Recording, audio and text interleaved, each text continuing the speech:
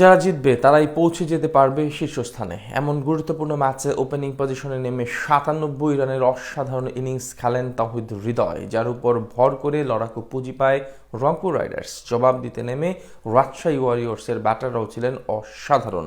দুই দলের মাঝে আরও একবার হয় হাড্ডাহাড্ডি লড়াই। সেখান থেকে ম্যাচের ফলাফল নিয়ে বিস্তারিত জানবো রিপোর্ট। টুর্নামেন্টে নিজের নামের প্রতি একদমই সুবিচার করতে পারছিলেন না তাওহিদ হৃদয়।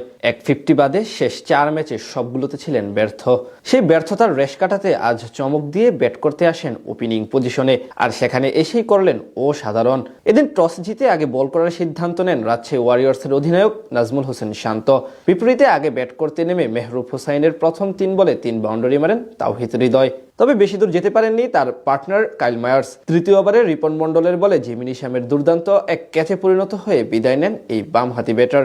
এরপর লিটন কুমার দাসকে নিয়ে দলের হাল ধরেন হৃদয়। লিটন দেখে শুনে খেললেও হৃদয় ছিলেন আগ্রাসী। পাওয়ার প্লে শেষে রংপুরের স্কোরবোর্ডে জমা পড়ে ৫৪ রান। সপ্তম ওভারের শেষ বলে সন্দীপ লামিচানে এসে রাজশাহী ওয়ারিয়র্সকে ব্রেক থ্রো এনে দেন। তার বলে মাত্র ১১ রান করে সাজঘরে ফিরেন লিটন। এরপরই রান রেটের চাপে পড়ে যায় রংপুর রাইডার্স।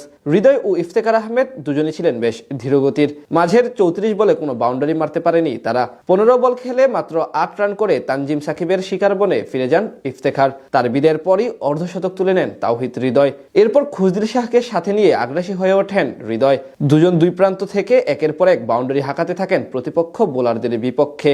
১৪তম ওভারে লামিচানের বিপক্ষে আনেন ১৫ রান, আর ১৯তম ওভারে রিপন মন্ডলকে হাঁকান মোট ৪টি ছক্কা। সেখানে আসে আরও ২৮ রান। শেষ পর্যন্ত খুজদিল ৪৪ রানে থামলেও হৃদয় অপরাজিত ছিলেন ৯৭ রান করে, আর রংপুর রাইডার্সের পুঁজি দাঁড়ায় ১৭৮ রান। জবাব দিতে নেমে শুরুটা একদমই মনমতো করতে পারেনি রাজশাহী ওয়ারিয়র্স। প্রথম ওভারে বল করতে এসে দুর্দান্ত করেন নাহিদ রানা। ইনিংসের তৃতীয় ওভারে এসে তাজিদ তামিমকে বিদায় করেন আকিফ জাভেদ। আসর জুড়ে ব্যর্থতার মাঝে থাকা এই ওপেনার আজ করেন মাত্র ৩ রান। সেই ধাক্কা সামলে দারুণ খেলতে থাকেন অধিনায়ক নাজমুল হোসেন শান্ত এবং ছন্দে থাকা মোহাম্মদ ওয়াসিম। আলিসাল ইসলামের করা পঞ্চম ওভারে ২ ছক্কার সাহায্যে আনেন ১৪ রান, আর পরের ওভারে আকিফ জাভেদের বিপক্ষে আনেন আরও ১৭ রান। পাওয়ার প্লেতে ১ উইকেট হারিয়ে ৬২ রান তোলে রাজশাহী ওয়ারিয়র্স।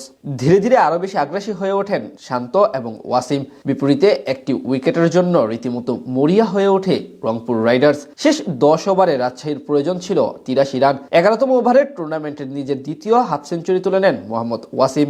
খানিক পরে ২৮ বলে শান্ত পূরণ করেন ব্যক্তিগত অর্ধশতক। সেখান থেকে দুজন মিলে আর বড় কোনো বিপদ আসতে দেয়নি দলের মাঝে।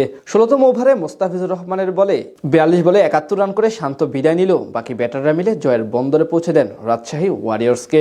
বিপরীতে টুর্নামেন্টের তৃতীয় পরাজয়ের মুখ দেখল রংপুর রাইডার্স।